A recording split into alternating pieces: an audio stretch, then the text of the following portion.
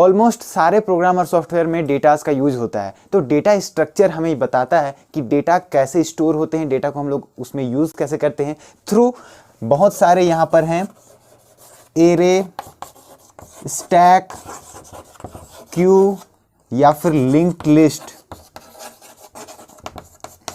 इस एरे के बारे में आपको पता होगा, स्टैक में बताऊंगा अभी, और क्यू बताऊंगा, लिंक लिस्ट बताऊंगा, अभी नहीं, अभी बताऊंगा थोड़ी देर में।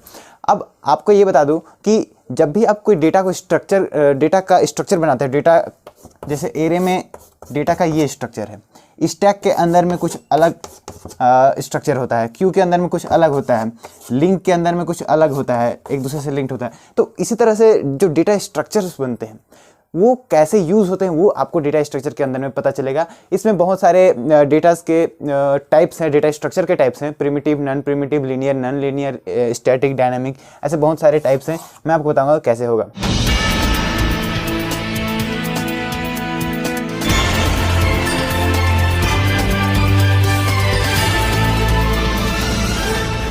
हेलो यूट्यूब लर्नर्स, मेरा नाम है कुशल साहू और आप देख रहे हैं द साइंस टीचर। आज हम देखेंगे डेटा स्ट्रक्चर के बारे में।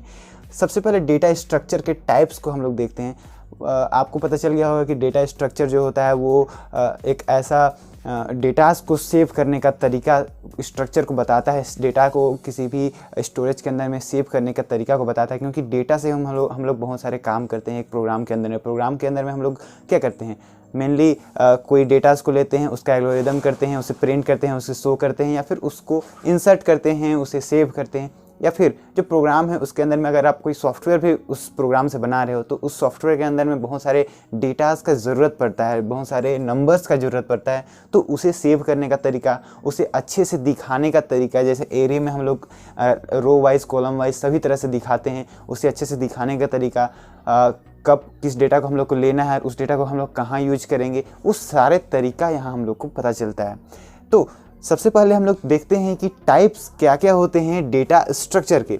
डेटा स्ट्रक्चर के टाइप्स के बारे में अगर जानते हैं आप तो इसमें आपको पता होगा कि आप डेटास को कितने तरीके से ले सकते हैं, डेटास को कितने तरीके में स्टोर कर सकते हैं। मैंने आपको थोड़ा सा हिंट दे दिया है। जैसे मैं पहला टाइप आपको बताता हूँ, primitive type of data structure. Primitive type, ये फर्स्ट टाइप है डेटा स्ट्रक्चर का। Primitive type, what does it mean primitive? Primitive type means program में डायरेक्टली कोई डेटा को एक्सेसिबल हो सकता है, कोई डेटा को डायरेक्टली आप एक्सेसिबल कर सकते हो। बहुत ही इजी होता है, बहुत ही मतलब इसमें कोई होच पोच नहीं होता है। ऐसे प्रिमिटिव डेटास कहलाते हैं जो डायरेक्टली ऑपरेटेड होते हैं। जैसे int a equals to 50, integer type declare करके उसके अंदर में 50 वैल्यू भर दिया गया है, ये प्रिमिटिव टाइप डेटा हो गया। 50 उसके अंदर में स्टोर हो गया, ये इजी हो गया। आप यहाँ पर कैरेक्टर ले सकते हो या फिर आप यहाँ पर फ्लोट ले सकते हो। इसी तरह से आप जब प्रिमिटिव डेटा को स्टोर करते हो, रियल कैरेक्टर्स जो होते हैं, जैसे कि ए के अंदर में 50 या फिर कैर के अंदर में कैरेक्टर ABCD, कुछ भी आप जब स्टोर करते हो रियल कैरेक्टर्स को, तो वो प्रिमिटिव डेटा टाइप कहलाता है। और अगर आप इसी को सेकेंड टाइप में आते हो, ये फर्स्ट टाइप हो गया। Second type non primitive, non primitive data type. Non primitive type जो है ये थोड़ा सा कॉम्प्लेक्स हो जाता है। नॉन प्रिमिटिव टाइप में आप उसे स्टोर कराते हो किसी स्ट्रक्चर के फॉर्म में, किसी स्पेशल, जब आप एरेज बनाते हो, जब आप स्टैक बनाते हो, ये है एरे, इसके अंदर में आप डेटा को स्टोर कराते हो। ये डिराइव्ड होता है प्रिमिटिव से ही। नॉन प्रिमिटिव जो है वो कॉम्प्लेक्स होता है लेकिन डिराइव होता है प्रिमिटिव से भी। प्रिमिटिव से डिराइव होता है क्योंकि इसके अंदर में हम लोग कैरेक्टर, इंटीजर ये सब लेते हैं, उसका यूज़ करते हैं हम लोग इस तरह के जो स्ट्रक्चर्स होते हैं उसके अंदर में डेटास को भरने के लिए। तो नॉन प्रिमिटिव में आप वही ऐसे डेटास को भरते हो, कोई स्टैक बना करके या फिर लिंक लिस्ट बना करके ऐसे आप स्टोर कराते हो, या फिर आप यहाँ पर क्यू बना करके करते हो। मैं आपको सारा स्ट्रक्चर बताऊंगा बहुत ही अच्छे तरीके से, क्योंकि ये बहुत अच्छा टॉपिक है, बहुत ही इजी टॉपिक है यार, बहुत मज़ेदार टॉपिक है। तो नॉन प्रिमिटिव में क्या होता है कि हम लोग डिराइव करते हैं प्रिमिटिव से, और उसके अंदर में डिफरेंट स्ट्रक्चर में हम लोग थोड़े से कॉम्प्लेक्सिटीज़ के साथ में इस डेटा स्ट्रक्चर को हम लोग बनाते हैं, इसको फॉर्म करते हैं। ये है बस। एरेज में, ट्रीज़ में, ग्राफ में ट्री बनता है ऐसे, जैसे ये है तो बहुत सारे इसके ब्रांचेस होते हैं, इसे हम ट्री कहते हैं। ऐसे ट्रीज़ में ऐसे बनता है। अब नॉन प्रिमिटिव के बाद में मैं आपको धीरे धीरे आपको समझ में आ जाएगा। नॉन प्रिमिटिव के बाद में आपको मैं बताता हूँ third type of data structure, that is linear data structure. Linear data structure ये क्या है? लीनियर मतलब होता है सीधा, सीधा जो हो।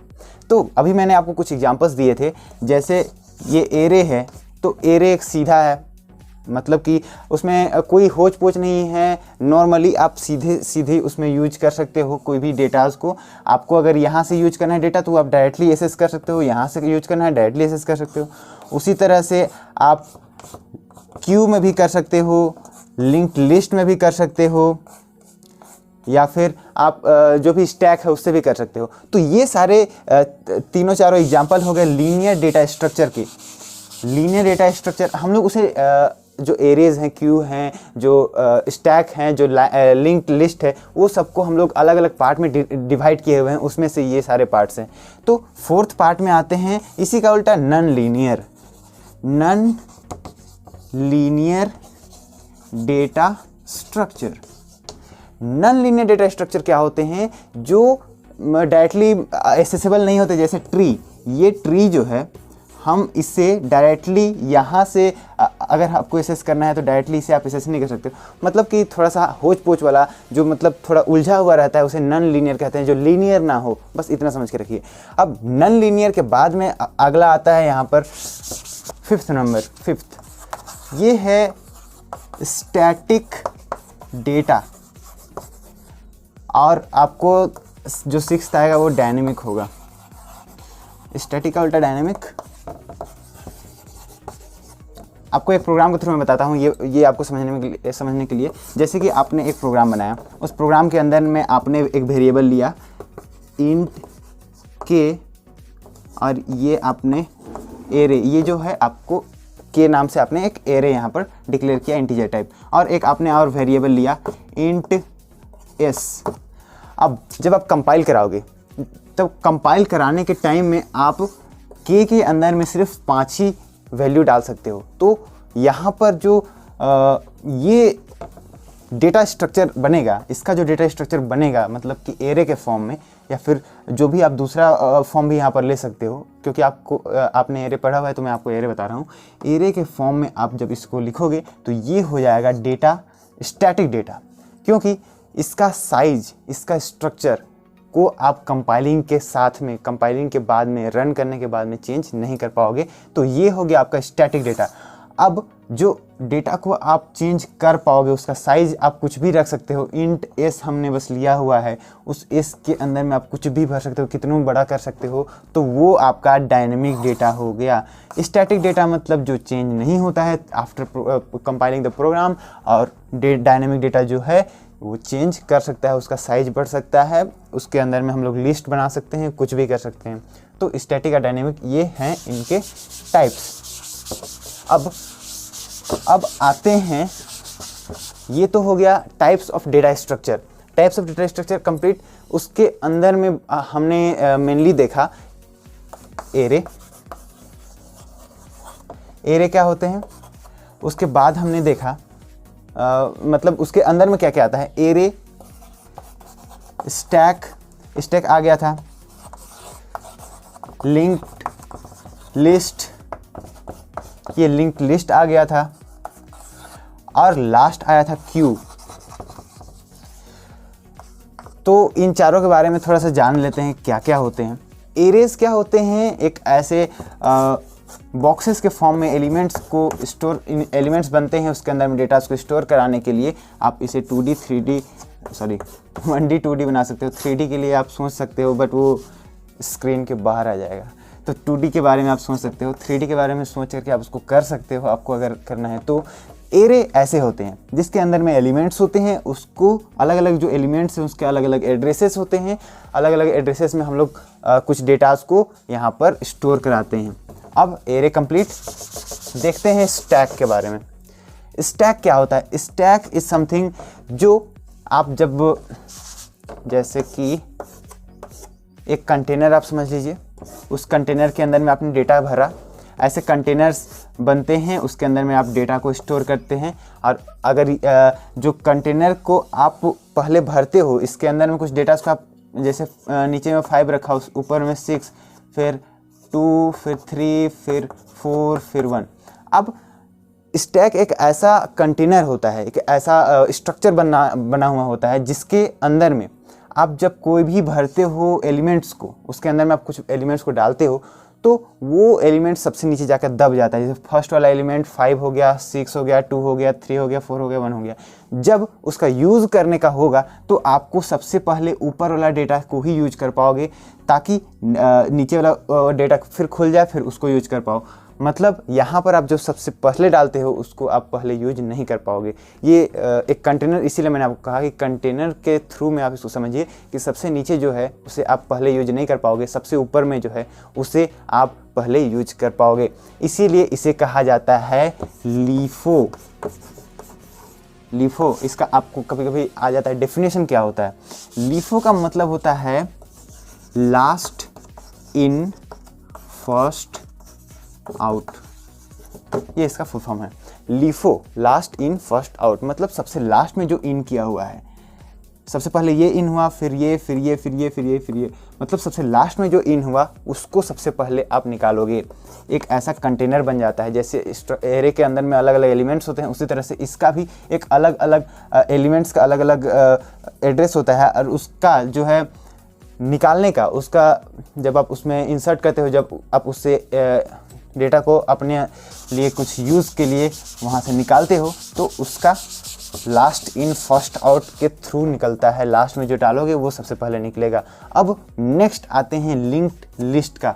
लिंक्ड लिस्ट जो होते हैं, जब आप डेटा को स्टोर कराते हो, स्टोर कराने के लिए आपको, जैसे कि ये ए है, ए में आप डेटा को स्टोर करा रहे हो। ए के अंदर में जब आपने डेटा को स्टोर कराया तो इसके अंदर में 2 बॉक्सेस बनते हैं। ए जैसे आप एलिमेंट्स समझते हो, कोई एरे का एलिमेंट्स आप जैसे समझ रहे हो, उसके अंदर में आप अलग अलग एलिमेंट्स को, अलग अलग वैल्यूज़ को भरते हुए अलग अलग स्टोर कराते हो। उसी तरह ए नाम से एक आप ऐसा एलिमेंट समझिए जिसके अंदर में आप 2 तरह से 2 बॉक्सेस बने हुए होते हैं, जिसके अंदर पहला जो होता है वो होता है उसका, जैसे ये जो है इसके अंदर में कुछ भी एलिमेंट्स अपने भरे हुए हैं वो है, और नेक्स्ट जो होता है वो एड्रेस होता है नेक्स्ट बॉक्स का, नेक्स्ट एलिमेंट का। और नेक्स्ट एलिमेंट का इसका एड्रेस 500 है, क्योंकि यहाँ डिराइव किया है 500, इसका यहाँ भी डिराइव हुआ है 500। और इसका जो एलिमेंट है, ये एलिमेंट है और इसके अंदर में 6 है और इसका 501 है। मतलब जो भी हम लोग स्टोर कराते हैं लिंक्ड लिस्ट के फॉर्म में, तो वो सारा जो लिस्ट बनता है वो लिंक होता है आपस में। जैसे ये 500 है तो ये एक अपना एलिमेंट तो यहाँ दिखा ही रहा है, अपना जो यहाँ स्टोर किया हुआ है वैल्यू वो दिखा ही रहा है, लेकिन वो नेक्स्ट वाले जो जो लिस्ट बनेंगे उसका एड्रेस बता रहा है। नेक्स्ट वाला जो बॉक्स बनेगा, जैसे इसका एड्रेस 500 है तो ये अपना एड्रेस बता रहा है, ये इसका एड्रेस 499 हो जाएगा, ठीक है। तो 499, 498 कुछ भी हो सकता है। तो ये स्टोरेज के ऊपर में है कि कितना बड़ा साइज़ है, क्या कितना बाइट्स है। तो यहाँ जो 499 इसका एड्रेस है, इसका एड्रेस भी कहीं और से अगर पहले बना हुआ होगा बॉक्स तो उसमें डिराइव होता है। मतलब जो भी स्ट्रक्चर फॉर्म होते हैं वो आपस में एक दूसरे से कनेक्टेड होते हैं, ताकि यहाँ का जो वैल्यू आपने यहाँ पुट किया वो बताता है कि नेक्स्ट वाला जो एड्रेस बनेगा, नेक्स्ट वाला जो बॉक्स बनेगा उसका एड्रेस क्या होगा। यहाँ पे जैसे 500 है। अब नेक्स्ट आते हैं क्यू के बारे में। छोटे छोटे जानकारी है, मैं इस सभी के बारे में आपको थोड़ा सा खुल के बताऊंगा, एग्जाम्पल के साथ में बताऊंगा, तभी आपको समझ में आएगा। ये आप बस इतना समझ लीजिए कि डेटा स्ट्रक्चर के अंदर में क्या क्या आते हैं। क्यू जो है ये भी एक लिस्ट के थ्रू ही होता है, लिस्ट के जैसे ही होता है। जैसे आप लिंक स्टैक आपने जैसे देखा, उसमें लास्ट इन फर्स्ट आउट होता है, मतलब सबसे लास्ट में जो इन किया होता है वो सबसे पहले निकलता है। लेकिन क्यू क्या होता है, ये होता है FIFO, first in first out, first in first out. मतलब आप एक तरह से डेटा को इंसर्ट कराते हो और एक तरफ से डेटा को डिलीट कराते हो। डिलीशन इंसर्शन अलग अलग इसका होता है। जैसे कि आप सबसे पहले जो एलिमेंट को डालते हो, इसके अंदर में ये पहला एलिमेंट है, फर्स्ट एलिमेंट, उसके बाद में सेकेंड है, फिर थर्ड है, ये हो गया nth एलिमेंट।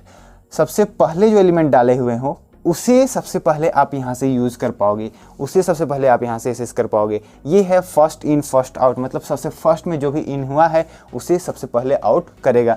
ऐसे ये लिस्ट बनते हैं, ये डेटा का स्ट्रक्चर है, एक ऐसे स्ट्रक्चर्स बनते हैं।